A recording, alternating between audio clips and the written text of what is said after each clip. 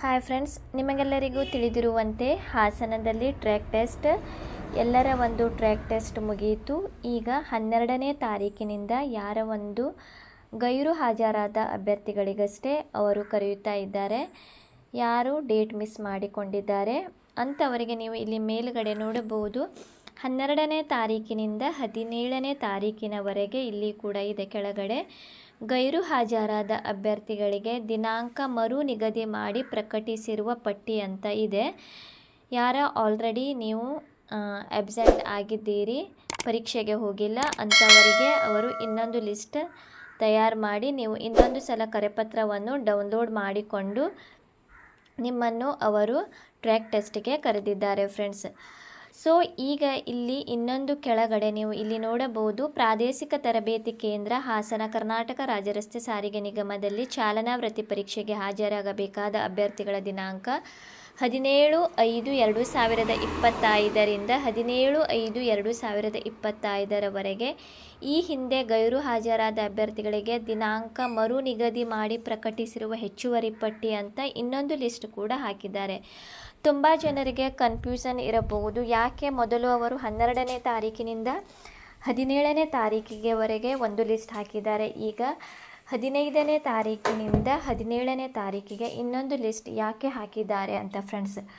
So ತುಂಬ ಜನರ ಒಂದು ಕನ್ಫ್ಯೂಷನ್ ಇರಬಹುದು.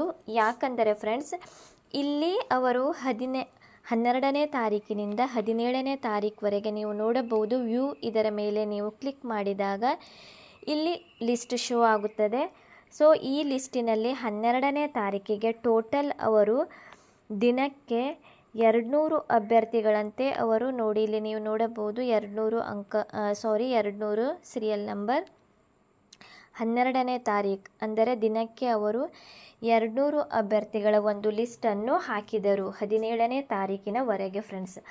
ಬಟ್ ಯಾರೂ ಕೂಡ 100ರ ಒಳಗಡೆಯಷ್ಟೇ ಅಭ್ಯರ್ಥಿಗಳು ಅಟೆಂಡ್ ಮಾಡುತ್ತಾ ಇದ್ದಾರೆ. ಇನ್ನೂ ಕೂಡ ಕೆಲವಷ್ಟು ಅಭ್ಯರ್ಥಿಗಳು ಹೋಗಿಲ್ಲ. ದಿನಕ್ಕೆ 200 ಅಭ್ಯರ್ಥಿಗಳ ಒಂದು ಟ್ರ್ಯಾಕ್ ಟೆಸ್ಟ್ ಇದ್ದರೆ ದಿನಕ್ಕೆ 12ನೇ ತಾರೀಕಿಗೆ ಕೇವಲ 78 ಅಭ್ಯರ್ಥಿಗಳು, ಅದೇ ರೀತಿ 13ನೇ ತಾರೀಕಿಗೂ ಕೂಡ 101 ಅಭ್ಯರ್ಥಿಗಳಷ್ಟೇ ಅಟೆಂಡ್ ಆಗಿದ್ದರು. ಸೊ ಅದರ ಸಲುವಾಗಿ ಅವರ ಒಂದು ಟ್ರ್ಯಾಕ್ ಟೆಸ್ಟ್ ಬೇಗ ಮುಗಿಯುವ ಸಲುವಾಗಿ ಅವರು ಇನ್ನೊಂದು ಲಿಸ್ಟ್ ಬಿಟ್ಟಿದ್ದಾರೆ. ಇಲ್ಲಿ 15ನೇ ತಾರೀಕಿನಿಂದ 17ನೇ ತಾರೀಕಿನವರೆಗೆ ಅಂತ ಇನ್ನೊಂದು ಲಿಸ್ಟ್ ಅವರು ದಿನಕ್ಕೆ ಮತ್ತೆ ನೀವು ಇಲ್ಲಿ ನೋಡಬಹುದು 50 ಅಭ್ಯರ್ಥಿಗಳ ಇಲ್ಲಿ ನೋಡಿ 15ನೇ ತಾರೀಕು ಸೀರಿಯಲ್ ನಂಬರ್ 50.